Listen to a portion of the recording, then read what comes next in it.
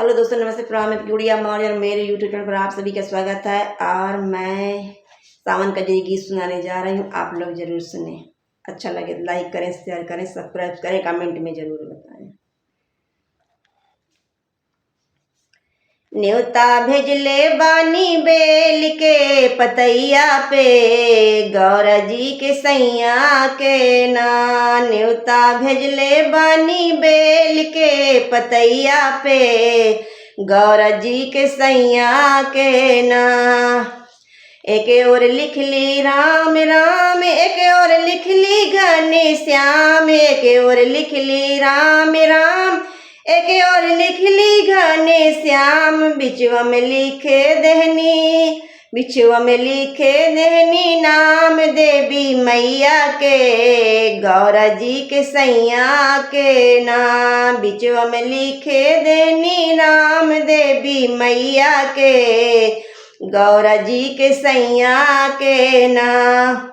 नमुआ न्योता भेजले बानी बेल के पतैया पे, गौरा जी के सैया के ना। न्योता भेजले बानी बेल के पतैया पे, गौरा जी के सैया के ना।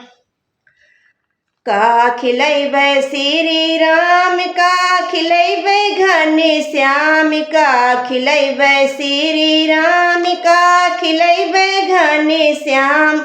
का खिलैबै हमें अपने देवी मैया के, गौरा जी के सैया के ना। का खिलैबै हमें अपने देवी मैया के, गौरा जी के सैया के ना। न्योता भेजले बानी बेल के पतैया पे, गौरा जी के सैया के ना। न्योता भेजले बानी बेल के पतैया पे, गौरा जी के सैया के ना।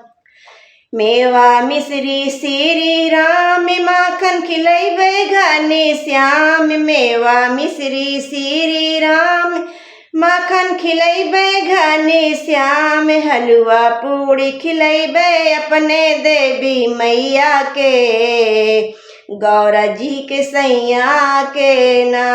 हलवा पूड़ी खिलैबै अपने देवी मैया के, गौरा जी के सैया के ना। न्योता भेजले बानी बेल के पतैया पे, गौरा जी के सैया के ना। न्योता भेजले बानी बेल के पतैया पे, गौरा जी के सैया के ना। कहवा झुलैबै श्री राम, कहवा झुलैबै घने श्याम, कहवा झुलैबै श्री राम, कहवा झुलैबै घने श्याम। कहवा झुलैबै श्री राम, कहवा झुलैबै घने श्याम। कहवा झुलैबै अपने देवी मैया के, गौरा जी के सैया के ना। कहवा झुलैबै हमें अपन देवी मैया के, गौरा जी के सैया के ना। न्योता भेजले बानी बेल के पतैया पे, गौरा जी के सैया के ना। न्योता भेजले बानी बेल के पतैया पे, गौरा जी के सैया के ना। अमुआ के डरिया श्री राम, कदम के डरिया घने श्याम। अमुआ के डरिया श्री राम, कदम के डरिया घने श्याम। निमिया के डरिया झुलैबै, निमिया के डरिया झुलैबै हमें अपने देवी मैया के, गौरा जी के सैया के ना। निमिया के डरिया झुलैबै हमें अपने देवी मैया के, गौरा जी के सैया के ना।